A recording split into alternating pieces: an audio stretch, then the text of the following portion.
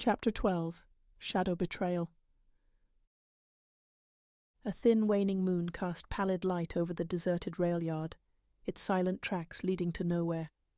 Selene crouched behind a toppled freight container, heart rattling in her chest as she scanned for any sign of movement. Around her, watchers pressed themselves against shadows of rusted metal. They had no time to mourn the loss of yet another safe haven. This was their new refuge, for however long it might hold. "We're clear for now," Ethan whispered, materializing at her side. His eyes flicked to the distance, where a row of abandoned train cars blocked the worst of the wind. "We'll set up in the old conductor's cabin. It's small, but it's out of sight." Selene offered a shaky nod. The group had fled the textile plant mere hours ago, illusions shattered, and the specter of infiltration looming larger than ever. Each step through the city's underbelly felt like a gamble, every breath suffused with paranoia. If the regime's enforcers found them again. Ava waved them forward from the front of the line, her face wan with fatigue.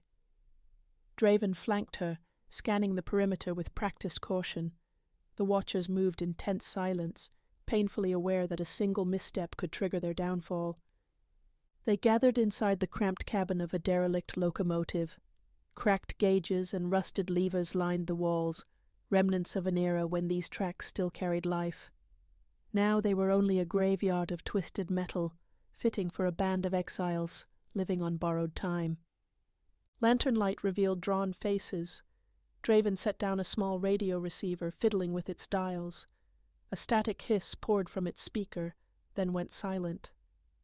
"We'll try to contact Victor," he said, glancing at Ethan.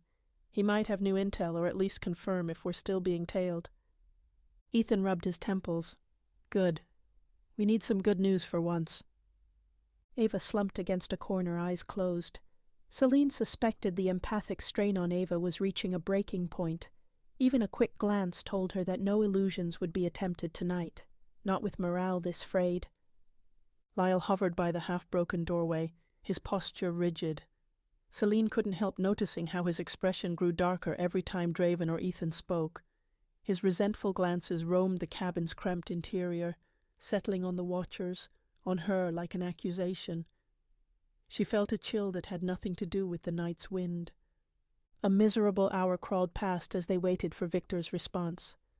Several watchers dozed in awkward positions. Selene tried to rest too, but her mind churned with images. Black mist in the dream realm, illusions fracturing under a crushing force, the ephemeral safety of each new hideout, inevitably compromised. How are they finding us? Then Draven's radio crackled to life, a flurry of static giving way to Victor's ragged voice. "The signal, repeat, do you copy?" Draven shot upright, pressing closer. "We read you, Victor. Give us what you've got."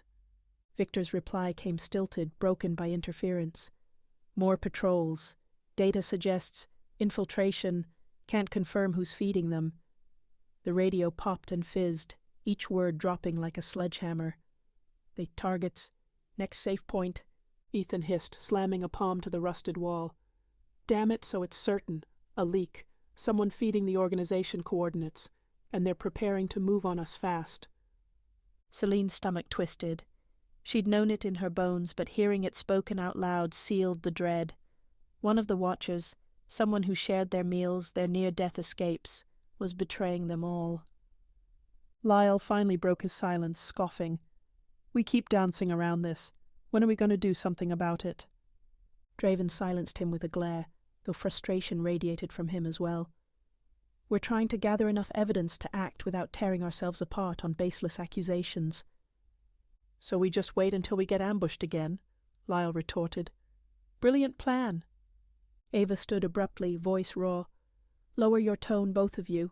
We need clarity right now, not a shouting match." Tension thrummed through the cabin like a wound wire, each second dripping with suspicion. In a bid for calm, Draven suggested a short break.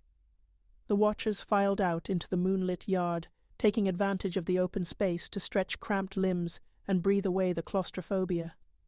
Selene lingered at the threshold, gaze flicking warily among the silhouettes. Was it the young woman who never spoke, the older man with haunted eyes, or someone else entirely? Ethan joined her as if sensing her unease. "We'll figure it out," he murmured, trying to project confidence. "If we keep our eyes open, the mole will slip up." Selene forced a thin smile, half grateful for his faith. "I just want it to end," she whispered. "All these illusions, the running, the betrayals. We can't fight if we can't even trust each other." A whistle of wind cut the night air. Suddenly a watcher's voice rang out in alarm from the far side of the yard. Selene's spine jolted.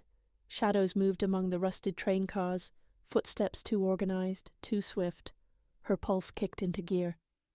In seconds, watchers scrambled into defensive positions.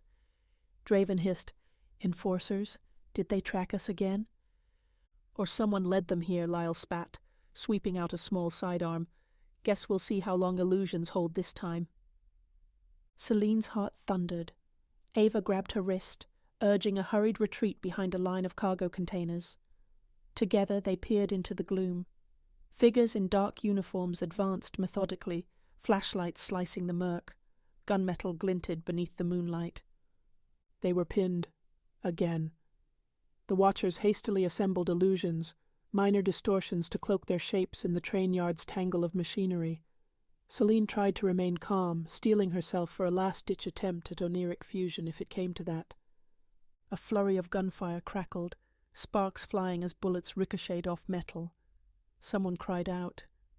Draven and Ethan barked orders, watchers scattering to flank the enforcers. Shadows writhed with illusions of extra bodies, muzzle flashes illuminating ghostly silhouettes.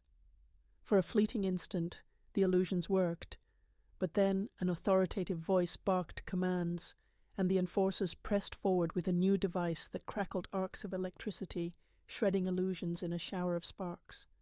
Selene's stomach dropped. They have new tech to disrupt illusions. It spelled doom for her hasty illusions, for the Watcher's primary defense. As the illusions crumbled, the Watchers found themselves exposed in the flicker of harsh flashlights. Lyle loosed a furious curse, returning fire in panicked bursts. Ava held tight to Selene, trembling in empathic overload. Another Watcher slumped to the ground, a bullet wound blooming red against his shirt. Selene bit back a scream, mind whirling with the same question. Who betrayed us? Who let them in? As chaos swallowed the rail yard, the illusions they'd relied on for protection lay in tatters. Shouts and gunfire mingled with the thunder of her own heartbeat. Selene clenched her fists, adrenaline flooding her veins, and prepared to summon whatever dream-forged might she could muster. If illusions failed, maybe Oneiric Fusion would hold them off, but fear gnawed at her. Another muzzle flash lit the scene, revealing Watchers pinned down amid twisted steel. In that stark burst of light, Selene glimpsed a single figure slipping away from the fighting. Her eyes widened. Lyle, or someone else? She didn't see the face clearly, but dread pummeled her. Someone was disappearing into the shadows while the rest fought for their lives. She swallowed her terror, tears threatening. They were falling apart under an unrelenting assault. If this truly was the moment of betrayal, it had landed like a killing blow, shattering their illusions, their unity, maybe all that remained of their hope.